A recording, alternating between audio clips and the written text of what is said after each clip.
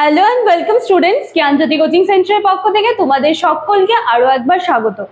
আমরা শুরু করেছিলাম ইউনিট 1 এবং সেখানে একটি টপিক ছিল শিক্ষার ব্যক্তিতান্ত্রিক লক্ষ্য। শিক্ষার ব্যক্তিতান্ত্রিক লক্ষ্য কি তার কনসেপ্ট ক্লিয়ার করেছিলাম। কালকে যেই ভিডিওটা তোমরা পেয়েছো সেখানে শিক্ষার ব্যক্তিতান্ত্রিক লক্ষ্যের বৈশিষ্ট্য ছিল, সেখানে আমি 8টা বৈশিষ্ট্য আলোচনা করেছিলাম এবং বলেছিলাম যে আজকে যে ভিডিওটা তোমরা পাবে সেটা কিন্তু সেই বৈশিষ্ট্যের বাকি 8টা ভিডিও থাকবে, তাহলে কিন্তু শিক্ষার ব্যক্তিতান্ত্রিক লক্ষ্যের কনসেপ্ট প্লাস তার বৈশিষ্ট্য যেগুলো রয়েছে সবটা কিন্তু আজকে আমাদের ক্লিয়ার হয়ে যাবে। আলোচনায় যাওয়ার আগে আমি একটু তোমাদের বলে নিতে চাই, তোমরা যারা এবছরে ফার্স্ট সেমিস্টারে আছো এবং তোমাদের যাদের এডুকেশন সাবজেক্ট আছে, শুধু এডুকেশনই না, আমাদের জ্ঞানজ্যোতি কোচিং সেন্টারে কিন্তু প্রায় সমস্ত রকমের সাবজেক্টসই পড়ানো হয় এবং ইতিমধ্যেই কিন্তু আমরা সায়েন্স যে বিষয়টা আছে সেটা নিয়েও কিন্তু আমাদের জার্নি শুরু করেছি।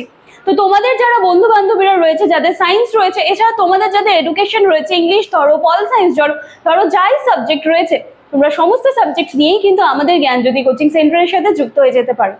আমাদের সাথে সরাসরি যুক্ত হতে গেলে তোমাদেরকে কর্নারে দেওয়া এই দুটি নাম্বারের মধ্যে থেকে যে কোনো একটি নাম্বারে কিন্তু কল করে নিতে হবে। এই নাম্বার দুটি হলো আমাদের জ্ঞানজ্যোতি কোচিং সেন্টারের অফিসিয়াল হেল্পলাইন নাম্বার। এই দুটি নাম্বারের মধ্যে যে কোনো একটি নাম্বারে কল করলে তোমাদের কোর্স ফি নিয়ে যা জিজ্ঞাসা আছে বা তোমাদের সাবজেক্টসগুলো নিয়ে কিন্তু অনেকের অনেক কনফিউশন থাকে, সমস্তটাই কিন্তু তোমরা এখানে ক্লিয়ার করে নিতে পারবে।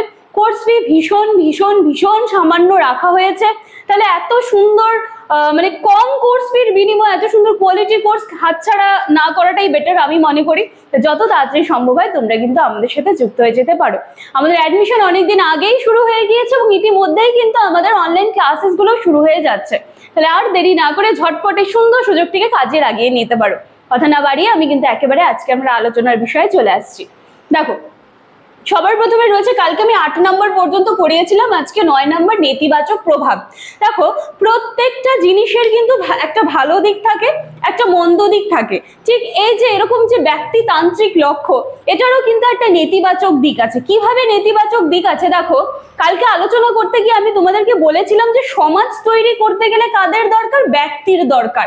এবং এই যে ব্যক্তিতান্ত্রিক যে লক্ষ্যের কথা বলা হচ্ছে, এখানে কিন্তু প্রত্যেকজন ব্যক্তি কিন্তু নিজেকে স্বাধীনভাবে মেলে ধরার কিন্তু সুযোগ পায়। কিন্তু নেতিবাচক দিকটা এখানে বলা হচ্ছে যে যখন প্রত্যেকটা ব্যক্তি নিজেকে স্বাধীনভাবে মেলে ধরার একটা সুযোগ পাবে, তখন কিন্তু দেখা যায় যে কোথাও না কোথাও ব্যক্তিদের মধ্যে মানে স্বার্থপর হয়ে যাওয়ার যে প্রবণতাটা, সেটা কিন্তু লক্ষ্য করা যায়। তো সেই সূত্রেই কিন্তু শিক্ষার ব্যক্তিতান্ত্রিক লক্ষ্যের বৈশিষ্ট্যে এই নেতিবাচক প্রভাব, এই কথাটি কিন্তু তুলে ধরা হয়েছে। এরপরে আছে আমাদের পাঠ্যক্রম। পাঠ্যক্রমে কি বলা হচ্ছে যে শিক্ষার এই লক্ষ্য অনুসারে পাঠ্যক্রম কখনোই সুনির্দিষ্ট বা অপরিবর্তনশীল হবে না। ইভেন শিক্ষার যে নমনীয়তাটা সেটা কিন্তু বজায় রাখা হবে এবং তার মধ্যে দিয়ে প্রয়োজনীয় পরিবর্তন আনতে হবে এবং পাঠ্যক্রম এমন ভাবে তৈরি করতে হবে, এমন ভাবে ডিজাইন করতে হবে সেগুলি যেন প্রত্যেকটা শিশুর রুচি, আগ্রহ, সামর্থ্য অনুসারে যেন হয়, সেগুলোকে পড়ার সময় যেন তারা তাদের মধ্যে যে ইন্টারেস্টটা আছে সেটাকে কিন্তু যাতে আরো বাড়িয়ে তুলতে পারে, সেভাবেই কিন্তু পাঠ্যক্রমটা রচনার কথা বলা হয়েছে। এরপরে রয়েছে শিক্ষা পদ্ধতি। এখানে বলা হচ্ছে যে ব্যক্তিতান্ত্রিক লক্ষ্য অনুসারে শিক্ষা পদ্ধতিকে এমন ভাবে নির্বাচন করতে হবে যেখানে শিক্ষার্থীর কিন্তু নিজেদের ব্যক্তিগত চাহিদা থাকবে, তাদের কোন কোন বিষয়ে ইন্টারেস্ট রয়েছে বা কিভাবে পড়ালে তাদের মধ্যে থাকা যে সুপ্ত সম্ভাবনাগুলো আরো সুন্দরভাবে গ্রো করবে, সেইভাবেই কিন্তু তাদেরকে পড়াশুনো করার কথা বলা হয়েছে এবং সেইভাবেই কিন্তু পুরো এডুকেশন সিস্টেমটাকেও কিন্তু ডিজাইন করার কথা বলা হয়েছে যে আমি শিক্ষাটা দেব, কোন পদ্ধতিতে আমি শিক্ষাটা দেব, তাহলে আমাকে সেই বিষয়গুলোই লক্ষ্য রাখতে হবে শিক্ষা পদ্ধতি দেওয়ার আগে। এরপরে দেখো আত্মগতি। আত্মগতি মানে কি? সবার নিজের নিজের উন্নতি করার যে স্পিডটা, তাহলে কি হচ্ছে, এখানে তো সবাই স্বতন্ত্র, সবার মধ্যে কিন্তু পৃথক কিছু কোয়ালিটিস আছে এবং যেহেতু সবার মধ্যে নিজস্ব কিছু কোয়ালিটিস আছে, তাহলে তারা তাদের ইচ্ছে মতো বা তাদের রুচি, আগ্রহ, সামর্থ্য মতোই শিক্ষাটা পাচ্ছে এবং সবাই নিজের নিজের জায়গায় কিন্তু নিজেকে গ্রো করছে। এখানে কারোর সাথে কারোর কিন্তু কোনো কম্পিটিশনের জায়গাটা থাকছে না। তো সেই সূত্রেই চলে এসেছে আত্মগতি। এরপরে রয়েছে নাম্বার 13 শিক্ষক মহাশয়। আমি মনে করি এই পয়েন্টটা কিন্তু খুব সুন্দর একটা পয়েন্ট এবং ইম্পর্টেন্ট একটা পয়েন্ট। দেখো এখানে বলা হয়েছে যে শিক্ষার ব্যক্তিতান্ত্রিক লক্ষ্য অনুসারে শিক্ষক মহাশয় হবেন মনোবৈজ্ঞানিক দৃষ্টিভঙ্গি, মানে মনোবৈজ্ঞানিক দৃষ্টিভঙ্গি সম্পূর্ণ, ঠিক আছে। তার মানে এখানে বলতে চাওয়া হচ্ছে যে প্রতিটি শিক্ষার্থীর মধ্যে যে লুকিয়ে থাকা যে গুণগুলো, লুকিয়ে থাকা যে কোয়ালিটিস গুলো, সেগুলোকে যেন শিক্ষক মহাশয় সেগুলোকে খুঁজে খুঁজে বের করেন এবং বের করে তাদেরকে, তারা বর্তমানে যেই জায়গায় আছে সেখান থেকে বের করে তাদেরকে যেন একটা খুব সুন্দর জায়গায় নিয়ে যেতে পারে। এবং এই ক্ষেত্রে সবসময় শিক্ষকদের সাথে স্টুডেন্টস যারা রয়েছে তাদের সম্পর্ক কিন্তু অবশ্যই বন্ধুত্বপূর্ণ হতে হবে।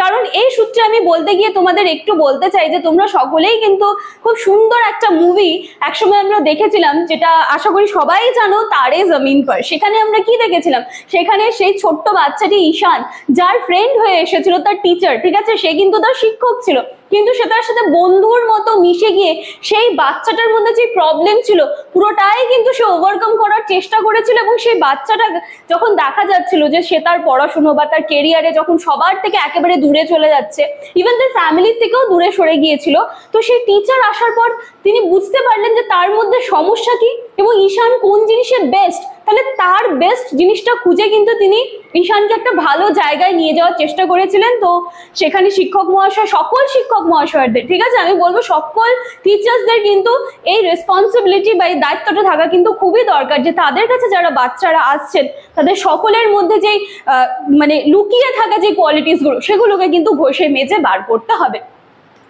এরপরে রয়েছে দেখো বিদ্যালয়। আচ্ছা, এটাও একটা খুব সুন্দর পয়েন্ট। বাচ্চা সবার প্রথমে কোথায় শেখে? নিজের বাড়িতে শেখে। বাড়ির গণ্ডিটা পার হয়ে কিন্তু সে যাচ্ছে তার সেকেন্ড হোম, তার বিদ্যালয়ে যাচ্ছে। একটা সময় আমরা সবাই দেখেছি আমাদের দিনের অধিকাংশ সময়টা আমাদের বিদ্যালয়ে কাটে। এবার বিদ্যালয়ের পরিবেশটাই যদি বন্ধুত্বপূর্ণ হয় তাহলে নিশ্চয়ই কোনো বাচ্চাকে বকে বা ভয় দেখিয়ে বা ধমক দিয়ে বিদ্যালয়ে আর পাঠাতে হচ্ছে না। সেখানে গিয়ে একটা সে ফ্রেন্ডলি মানে পরিবেশ পাচ্ছে, টিচার্সদের সাথে একটা খুব সুন্দর একটা পরিবেশ পাচ্ছে, যেখানে সে তার কি প্রবলেমস রয়েছে বা তার কি খারাপ লাগা, ভালো লাগা, ইন্টারেস্ট, সমস্ত কিছু সে একেবারে খুলে নিজেকে মেলে ধরতে পারছে। তাহলে বিদ্যালয় অবশ্যই একটা গুরুত্বপূর্ণ ভূমিকা রাখে। এরপরে রয়েছে শৃঙ্খলা। দেখো এখানে বলা হচ্ছে যে শিক্ষার ব্যক্তিতান্ত্রিক লক্ষ্য হচ্ছে শিক্ষার্থীকে আত্মশৃঙ্খল করে তোলা। তার মানে তাদের নিজেদের মধ্যে সেই ডিসিপ্লিন গুলোকে তৈরি করতে হবে, যার ফলে কি হচ্ছে, এখন বর্তমানে তারা শিক্ষার্থী আছে কিন্তু একসময় তো তারাই তাদের সমাজকে একটা উন্নত জায়গায় নিয়ে যাবে। তাহলে যখন তাদের মধ্যে সেই ডিসিপ্লিন গুলো গ্রো করবে, পড়াশুনো শেখার সময়, শেখাকালীন এই সময়টায় সেই শিক্ষাগুলো বা সেই শৃঙ্খলাগুলো নিয়েই তো তারা একসময় সমাজে যাবে।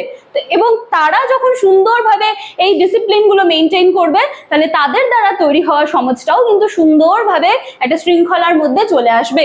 চলো লাস্ট ওয়ান হচ্ছে মূল্যায়ন। মূল্যায়ন, এক্ষেত্রে শিক্ষার্থীর কিন্তু মূল্যায়নটা ভীষণ দরকার এবং এই ক্ষেত্রে কিন্তু দৈহিক, মানসিক, প্রক্ষোভিক, সামাজিক সমস্ত দিকের যে মূল্যায়নগুলো রয়েছে এগুলোর কিন্তু একটা যাচাই করার কিন্তু খুব দরকার রয়েছে এবং সেই কথাটাই কিন্তু এখানে বলা হয়েছে। এবং এর সাথে সাথে তোমাদের শিক্ষার ব্যক্তিতান্ত্রিক লক্ষ্যের কনসেপ্ট আমি ক্লিয়ার করে দিয়েছি এবং এর বৈশিষ্ট্য আমি ক্লিয়ার করে দিয়েছি। এর পরবর্তী দিনের যে ক্লাস তোমরা পাবে সেটা কিন্তু সমাজতান্ত্রিক লক্ষ্যের কনসেপ্ট নিয়ে তোমরা ক্লাসটি পাবে। আজকের ভিডিও এইটুকুই থাকছে। আশা করছি আজকের ক্লাসটি তোমাদের ভালো লাগবে। আমি যতটা সহজ ভাষায় কিন্তু সম্ভব হয়েছে আমার দ্বারা আমি সেভাবেই প্রত্যেকটা বিষয় তুলে ধরার তোমাদের সামনে চেষ্টা করেছি। ক্লাসটি ভালো লাগলে লাইক, কমেন্ট, শেয়ার, সাবস্ক্রাইবের আশা রাখলাম। তোমাদের ভালো ভালো কমেন্টস গুলো কিন্তু আমাদের আরো ভালো কাজ করতে অনেকটা উৎসাহিত করে। চলো আর কথা না বাড়িয়ে আজকের ক্লাসটি এখানেই শেষ করছি। একেবারে কালকের ক্লাসে কিন্তু সমাজতান্ত্রিক লক্ষ্য নিয়ে দেখা হবে। Thank you.